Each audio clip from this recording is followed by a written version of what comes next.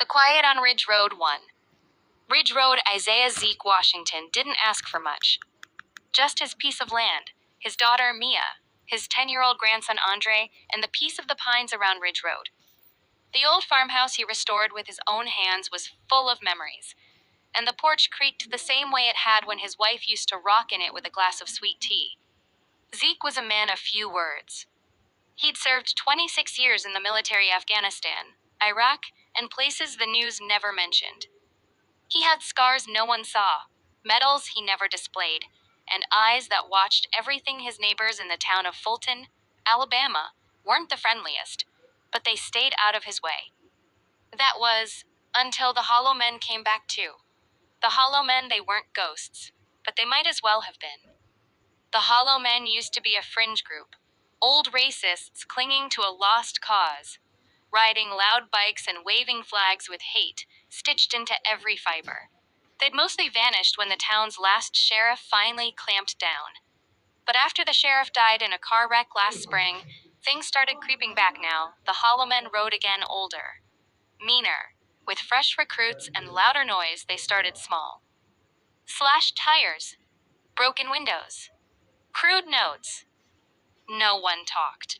The sheriff's replacement, a man named Langston, shook hands with their leader in public. Zeke saw it all. Then one day, Andre found their family dog dead, strung from the old oak like a warning. Zeke didn't raise his voice. He didn't threaten. He just nodded, and that night, he unlocked the barn for the first time in years 3. The barn inside, under an old tarp, sat a piece of his past. Not a souvenir. Not a relic. A restored M60 machine gun, the Pig, they used to call it. Belt-fed, battle-worn, and legally owned thanks to a loophole grandfathered in from his days working with military contractors and training reservists. It hadn't been fired in years, but Zeke kept it clean. Beside it was the folded flag from his brother's coffin. Aaron Washington had died in Beirut in '83. Zeke kept that flag close to his heart. Mia begged him to leave it alone. "We can call someone," she said. "Who?" Zeke asked. "The sheriff? The state? This ain't their fight." That night, he cleaned the gun under the porch light in plain view. Let the message be seen. 4. The warning. The next day, Zeke got visitors. 4 of them. Bikes snarling like hounds, engines cutting as they circled his gravel drive. Their leader, a heavy-set man with a Confederate flag tattoo across his chest and a trucker hat that read "We Take America Back," stepped forward. "You don't belong here." Old man Zeke just stared. "I heard you got a big mouth and a big gun. You think that scares us?" Zeke didn't respond. He just lit a cigar, took one long drag, then walked back inside behind the curtain. Mia clutched her phone, ready to dial. Zeke gave her a look. Calm. Steady. She didn't call that night. Zeke slept in his old chair with the M60 beside him. 5. The storm came the next night. Rain hitting hard, thunder rolling. The kind of night old men with old wounds feel in their bones.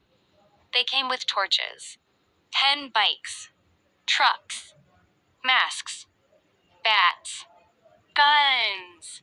Looking for blood, they broke through the front gate, screaming slurs, throwing bottles. Then they saw the porch light flick on. And there he was, Zeke Washington, standing still in the rain, wearing his old combat jacket. The stars and stripes patch barely visible on his shoulder. A belt of ammo draped across his chest. The M60 on a mounted tripod, steady and silent. He didn't yell. He didn't wave it, he just stood there, watching. "Ready?" The gang froze. One of them whispered.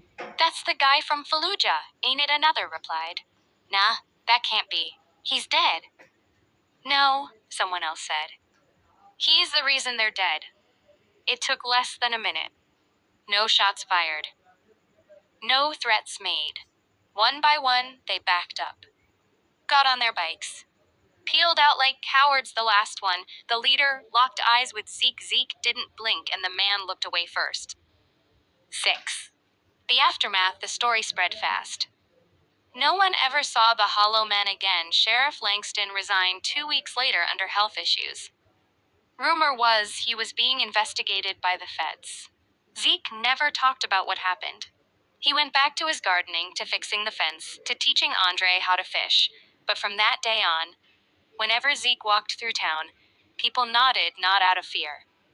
Out of respect. 7. Legacy. Years later, after Zeke passed peacefully in his sleep, Andre gave the eulogy my granddad never wanted to be a hero.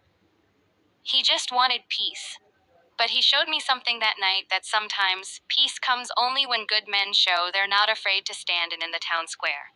A bronze plaque was placed. It read ISAHW ASAHETO NPEACM AKERP EITITI. Didn't shoot. He didn't shout. He just stood.